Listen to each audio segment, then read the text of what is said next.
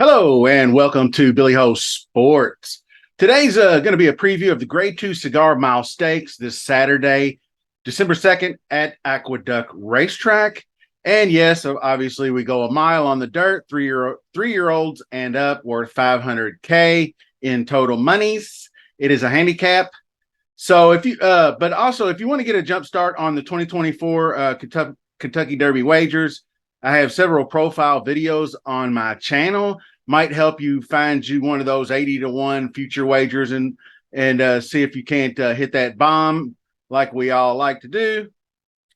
So anyway, there's going to be a few horses in this race that might have an advantage with the handicap thing, but in my opinion, the heavier the weight, the better the horse, and usually the horses are the best horses win. So not taking the handicap weight into account, let's put it that way. And I appreciate you joining me. Please subscribe to the channel if you have not done so. Hit that like button and leave me a comment. It helps the channel immensely. So let's go. So what I'm going to do is try to identify all the contenders and some possible exotic plays.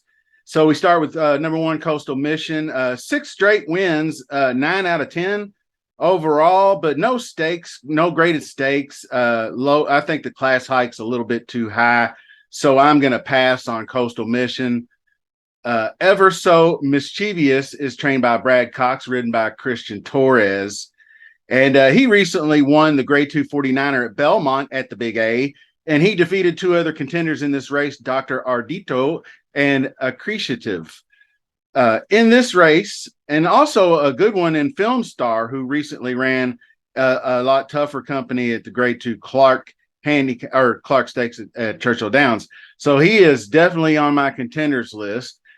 Senor Buscador is going to also be on the contenders list. I just kind of liked him going all the way back to the Derby Trail last year, or a couple years ago, whenever it was. But anyway, he's a 5-year-old. He wasn't on the Derby Trail, so don't at me, bro. So now, Breeders' Cup Classic, he ran a little bit over his head, but that's some really, really stiff competition. He was running on the Classic train all year long. He ran in the Grade 1 Awesome again, 3rd place. But his big win of the year was that Grade 2 San Diego handicap, where he came from behind going a mile in the 16th. I think he's better at a mile. He's I think he can close. He won the ACAC at a mile way back in 2022. So I like Senor Buscador. Todd Fincher is a 30% shipper, so that's a good deal. And Junior Alvarado rides. So he does rely on a quick pace to aid his closing style. So, but I do believe that we're calling for a faster pace. We'll have to keep an eye out on the weather, FYI, because there's rain in the forecast, I believe. So, and he's Senor Buscador, 2 out of 3 going a mile. So he's one of my top contenders. Cassius is a lightly raced 3-year-old from Chad Brown. Jose Ortiz rides. This one I think I'm probably going to pass on. It's a good-looking horse, but a little bit too light in the skis here. Trainer Chad Brown has 3 entries in this race, and this one looks like the least likely to me.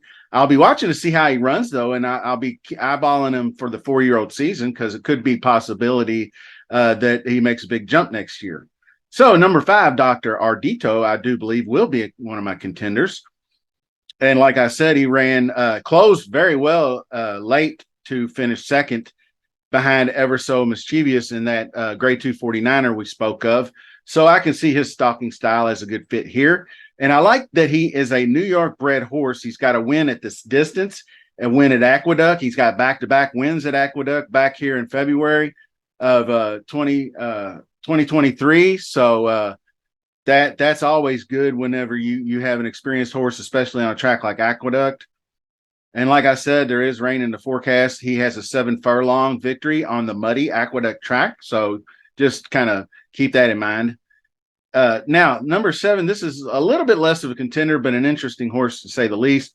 3 Technique, trained by Jason Cook, ridden by Javier Castellano. Might get a little value on the underneath exotics. Ran in the Breeders' Cup Sprint, but was a bit over his head against Elite Power and Goodnight. I mean, that's just, and ran against Zozos and Stage Raider in the ACAC. So that's pretty tough company.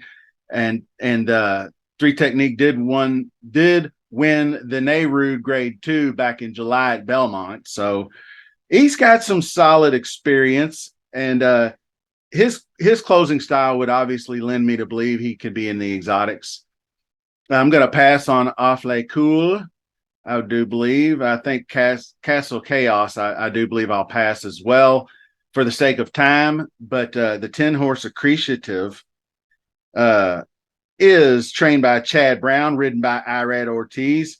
I love the trainer jockey combo. Irad is winning at a 32% clip at Aqueduct this season, so he knows how to ride, and he will be in the mount for this one. And the good running third at the 49er was solid, but going back further than that, he raced and challenged top level horses like Cody's Wish in the Vosburg, and going way back to the Amsterdam, he ran second by a neck to Goodnight. So that's tough enough for me. So I do believe I'm going to be picking him to win the race. Versatile style too, can get out on the front. I mean, even though he finished second in the Vosburg, it was Cody's Wish. He led most of the way, and he got beat by Cody's Wish. So no knocking that. And then down here, he can stop, press the pace in the allowance and whatnot, and some of these down here. So I like this one, and it's going to be my pick to win. Hoist of Gold is another horse I like, but I wouldn't do anything with it, but probably put it in underneath exotics. I just think all this experience in these grade 2 races is very, very good. Breeders' Cup Sprint I don't think he had any business being in that race. But he ran up against some good ones, Chosen Vron and Cody's Wish and everything like that. So I will be showing you my list of contenders, and Hoist of Gold was not on it. I had to take a stand somewhere. I couldn't have 6 contenders. That's half the horses in the race. So I did narrow it to 5. But anyway, I did pass on Pipeline as well. So wrapping things up, my list of contenders is on the board there. And I do think the 10 Appreciative is my pick to win. The versatility will benefit him even if there is an off track. And I'll use those others in some kind of exacta trifecta wheel. And I'll show you a little sample bet right before we break out. So the best of luck this weekend. Take care. We'll see you soon. Look out for more Kentucky Derby contenders. Thank you for watching.